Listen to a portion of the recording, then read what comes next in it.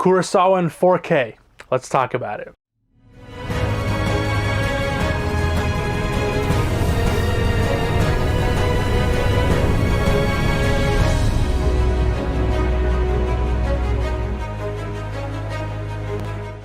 What is up, everybody? Yes, today we are going to be talking about the new Criterion 4K release. That is Akira Kurosawa's Dreams on 4K. Now, this is a movie that I picked up the previous Criterion sale and I absolutely loved it. It was such a beautiful experience, a fantastic film. It's harder for me to recommend it to people who aren't really interested in its premise, but it was fantastic. And then when I heard that they were making a 4K release with HDR, because that's a big preface, you know. Sometimes I'll get excited for a 4K like 7th Seal, no HDR, wah, it's a lesser version of a previous release.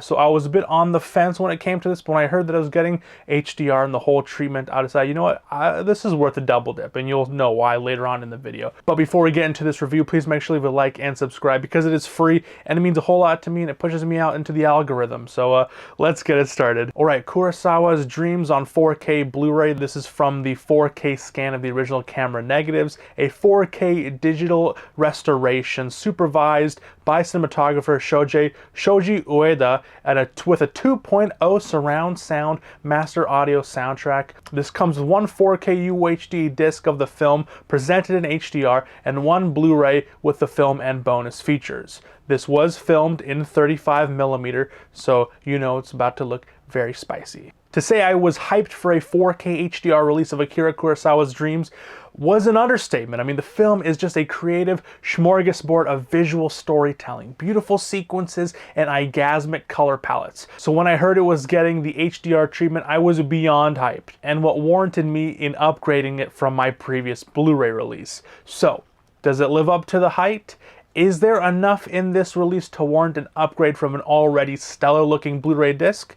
Well, yes and no. You know, both the Blu-ray and the 4K are sourced from that same 4K scan done years ago, and it shows, you know, the detail differences aren't really night and day. The main thing that you will immediately notice is the grain, and the grain is handled, you know, a lot differently, being that this is utilizing a 100GB dual layer disc, which does result in the film being less compressed. When it comes to the restoration itself, there are no signs of film specs or degradations.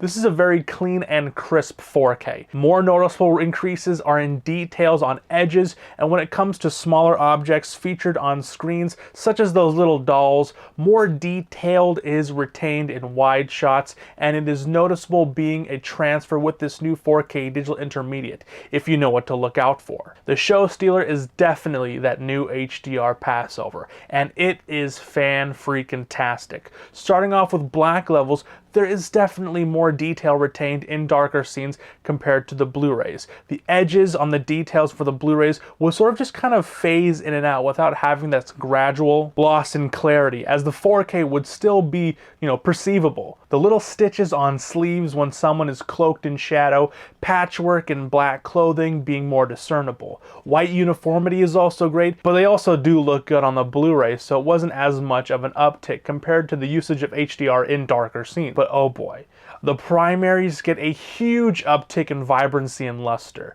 Being that this film goes through different dreams and nightmares, the HDR is able to convey the, at times, absurdity through the various color palettes. You know me.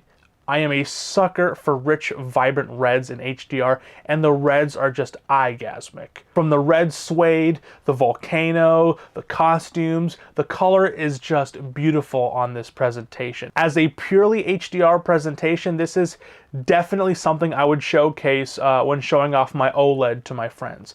Blues, reds, yellows look fantastic. Again, the white uniformity is stellar, never looking overblown, but also never looking gray. But even things such as subtle things like skin tones get a huge boost in richness and really make this 4K disc very immersive, as if we are literally looking inside of Kurosawa's psyche through the TV. The makeup effects look fantastic, and with more nuances being more noticeable, such as things like Scorsese's Van Gogh portrayal with his orange beard and the orange eyebrows, his very prominent eyebrows. You can still see the Italian black eyebrows, but it's obviously covered in orange paint. It looked pretty good.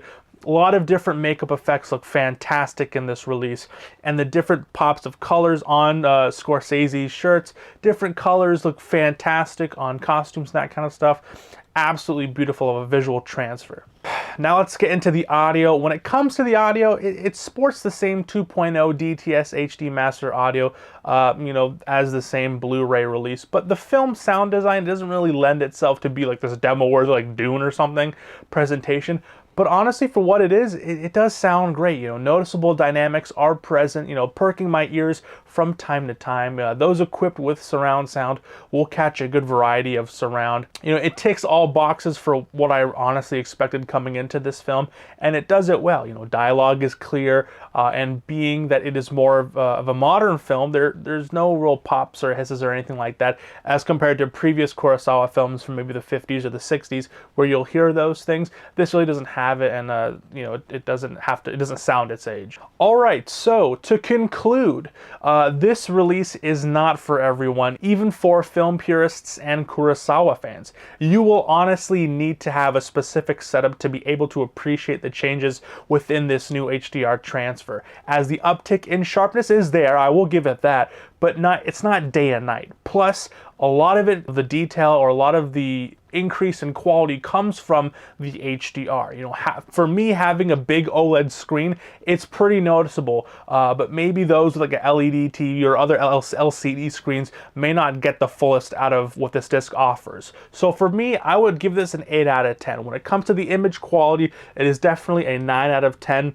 Audio quality, it's the same transfer, so when it comes to you having to upgrade it, I would give it like a 6, a 7. It does what it's not a bad transfer whatsoever, but it's not one that is going to really make you want to warrant to go out and pick it up now. And then obviously the bonus features, again, is still the same bonus features from that Blu-ray disc. It literally ships with that exact same, because it's a two disc set. So you get the 4K and then you get the Blu-ray that comes with the supplements.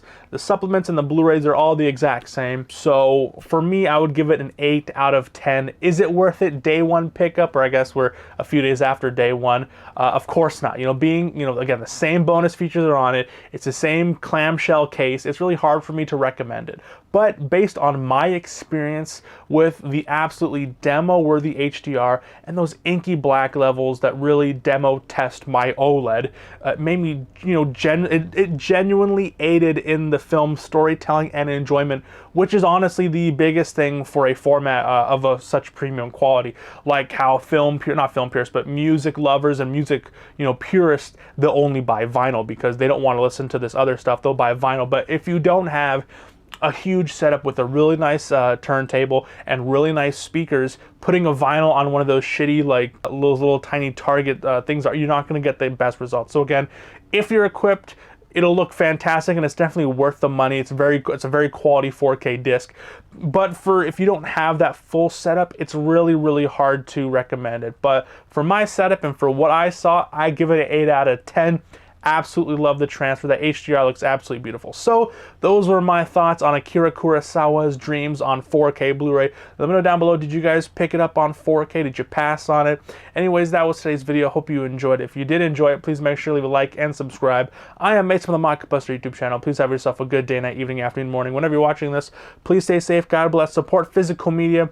Support movie loving and movie watching. And I'll see you guys next time. Peace out.